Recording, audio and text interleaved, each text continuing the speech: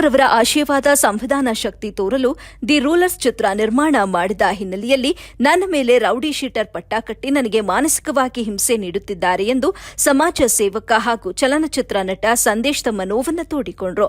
ಸಂದೇಶ್ ಅವರನ್ನ rowdy sheeter ಮಾಡಿರುವ ಹಿನ್ನೆಲೆಯಲ್ಲಿ ಭೇಟಿ ಮಾಡಿ ಮಾಧ್ಯಮಗಳೊಂದಿಗೆ ಮಾತನಾಡಿದ ಅವರು, ಕೊಲೆ ಮಾಡಿದವರು, ಬಹಿಷ್ಕಾರಕ್ಕೆ ಒಳಗಾದವರು ಹಾಗೂ ಕೊಲೆ ಮಾಡಲು ಪ್ರಯತ್ನ ಪಟ್ಟವರು ಮತ್ತು ಹಲವಾರು ಪ್ರಕರಣಗಳಲ್ಲಿ ಭಾಗಿಯಾದವರು ಆರಾಮವಾಗಿಯೇ ಓಡಾಡಿಕೊಂಡಿದ್ದಾರೆ. ಇಂಥವರ ಮೇಲೆ ರೌಡಿ ಶೀಟರ್ ಮಾಡದೆ ಕಾನೂನು ದುರುಪಯೋಗ ಮಾಡಿಕೊಂಡು ಸಮಾಜದ ಪರ ಕೆಲಸ ಮಾಡುತ್ತಿರುವ ನನ್ನ ಮೇಲೆ ಯಾಕೆ ಪೊಲೀಸ್ ಇಲಾಖೆ ರೌಡಿ ಶೀಟರ್ ಎಂಬುವಂತಹ ಪಟ್ಟ ಕಟ್ಟಿದೆ ಅಂತ ಪ್ರಶ್ನೆ ಮಾಡಿದ್ರು. ನನಗೆ ಯಾವುದೇ ಮಾಹಿತಿ ನೀಡದೆ ಪೊಲೀಸ್ ಇಲಾಖೆ ಯಾರದ್ದೋ ಒತ್ತಡಕ್ಕೆ ಮಣಿದು ಯಾವುದೇ ರೀತಿಯ ಕಾನೂನು ತಪ್ಪು ಮಾಡದ ನನ್ನನ್ನ ರೌಡಿ ಶೀಟರ್ ಮಾಡಿರುವ ಉದ್ದೇಶವಾದರೂ ಏನು ಎಂದ ಅವರು, ನಾನು ಮೌನಕ್ಕೆ ಶರಣಾಗಿದ್ದು ನನ್ನ ಪರ ನನ್ನ ಜನರೇ ಧ್ವನಿಯಾಗಿ ನ್ಯಾಯ ಪಡೆಯಲಿದ್ದಾರೆಂಬ ಭರವಸೆ ಇದೆ ಅಂತ ಹೇಳಿದ್ರು. ನಮ್ಮ ಚಿತ್ರದ ಆಡಿಯೋ ಬಿಡುಗಡೆ ಕಾರ್ಯಕ್ರಮಕ್ಕೆ ಸಿಕ್ಕ ಜನ ಬೆಂಬಲ ಸಹಿಸದ ಕೆಲ ಉದ್ಯಮಿಗಳು ವಿನಾಕಾರಣ ನನ್ನನ್ನು ರೌಡಿ ಶೀಟರ್ ಆಗಿ ಮಾಡಲು ಯಶಸ್ಸು ಕಂಡಿದ್ದು, ಇದರ ಬಗ್ಗೆ ನನ್ನ ಹಿತೈಷಿಗಳು ಕಾನೂನು ಹೋರಾಟ ಮಾಡಲು ಮುಂದಾಗಿದ್ದು ನನಗೆ ನ್ಯಾಯ ಸಿಗುವ ವಿಶ್ವಾಸ ಇದೆ ಅಂತ ತಿಳಿಸಿದ್ರು. ಸಂದೇಶ್ ಅವರೇ, ನೀವು ನಾಯಕ ನಟರಾಗಿ ಮತ್ತು ಸಮಾಜ ಸೇವಕರಾಗಿ ಇದ್ಕೊಂಡು ಪೊಲೀಸ್ ಇಲಾಖೆ ನಿಮ್ಮನ್ನು ರೌಡಿ ಶೀಟರ್ ಆಗಿ ಇದು ಮಾಡಿದ್ದಾರೆ. ಇದಕ್ಕೆ ಏನು ಹೇಳ್ತೀರಾ ನೀವು? ಸರ್, ಈಗ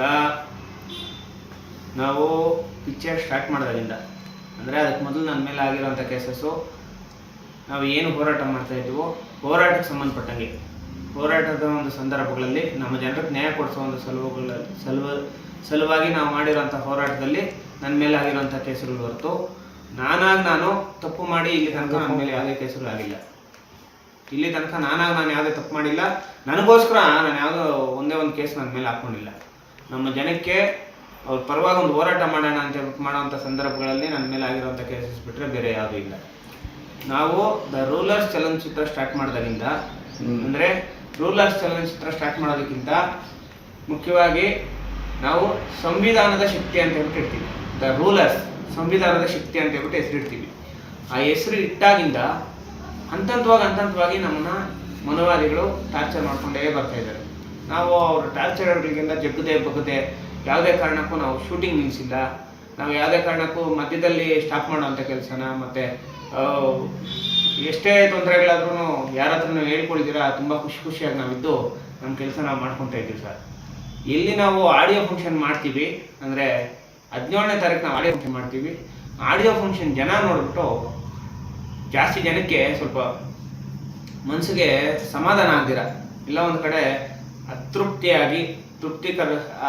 ಆಗ್ದಿರ ಹೊಟ್ಟೆ ಉರಿ ಪಟ್ಕೊಂಡು ಎಲ್ಲೋ ಒಂದು ಕಡೆ ಇವ್ರನ್ನ ದಮನ ಮಾಡಬೇಕು ಅಂತ ಕಾನೂನನ್ನು ದುರ್ಬಳಕೆ ಮಾಡಿಕೊಂಡು, ಅಂದರೆ 17ನೇ ತಾರೀಕು ನಾವು ಆಡಿಯೋ ಫಂಕ್ಷನ್ ಮಾಡಿದ್ರೆ 25ನೇ ತಾರೀಕು ನನ್ನ ಮೇಲೆ ರೌಡಿ ಶೀಟರ್ ಮಾಡೋಂಥ ಕೆಲಸ ಮಾಡ್ತಾರೆ ಸರ್.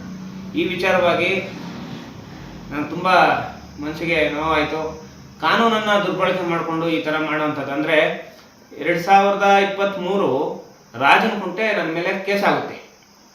ಆ ಕೇಸಿಗೆ ಸಂಬಂಧಪಟ್ಟಂಗೆ ನ್ಯಾಯಾಲಯದಲ್ಲಿ ಪ್ರಕರಣ ನಡೀತೈತೆ.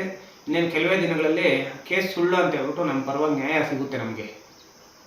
ನ್ಯಾಯಾಲಯನೇ ನಾವು ತಪ್ಪು ಮಾಡಿಲ್ಲ ಅಂತ ಹೇಳ್ಬಿಟ್ಟು ಅಲ್ಲಿ ನಮಗೆ ನ್ಯಾಯ ಸಿಗುವಂಥ ಕೆಲಸ ನಡೀತಾ ಇದೆ. ಆ ಕೇಸ್ ಆಗಿ 1 ವರ್ಷ 3 ತಿಂಗಳಾಗಿದೆ ಇವತ್ತಿಗೆ. ಆದರೆ ಕೇಸಿಗೆ ಸಂಬಂಧಪಟ್ಟಂಗೆ ಅವತ್ತು, ಅಂದರೆ ರಾಜನಕುಂಟೆ ಕೇಸ್ ಆದಮೇಲೆ 1 ವರ್ಷ 3 ತಿಂಗಳ ತನಕ ರೌಡಿ ಶೀಟರ್ ಮಾಡ್ದಿರ ಇರೋವಂಥವ್ರು, ಈಗ ನಾವು ಪಿಕ್ಚರ್ ಆಡಿಯೋ ಫಂಕ್ಷನ್ 17ನೇ ತಾರೀಕು ಮಾಡ್ತೀವಿ, 25ನೇ ತಾರೀಕು ನಮ್ಮ ಮೇಲೆ ರೌಡಿ ಶೀಟರ್ ಮಾಡ್ತಾರೆ.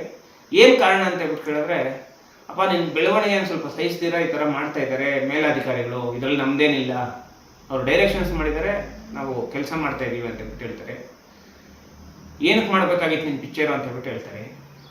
ನಮ್ಮ ಜನಕ್ಕೆ, ನಮ್ಮ ಹೆಣ್ಮಕ್ಳಿಗೆಲ್ಲ ಒಂದು ಒಳ್ಳೆ ಮೆಸೇಜ್ ಕೊಡಬೇಕು ಅಂತ ಹೇಳ್ಬಿಟ್ಟು ನಾನು ಈ ಒಂದು ಪಿಕ್ಚರ್ ಮಾಡಿದ್ರೆ, ನನಗೆ ಈ ಥರ ಒಂದು ಟಾರ್ಚರ್ ಮಾಡಿ ನನಗೆ ಈ ಥರ ಚಿತ್ರಹಿಂಸೆ ಮಾಡುವಂಥದ್ದು ತುಂಬ ಮನಸ್ಸಿಗೆ ನೋವು ತಂದಿದೆ ಸರ್.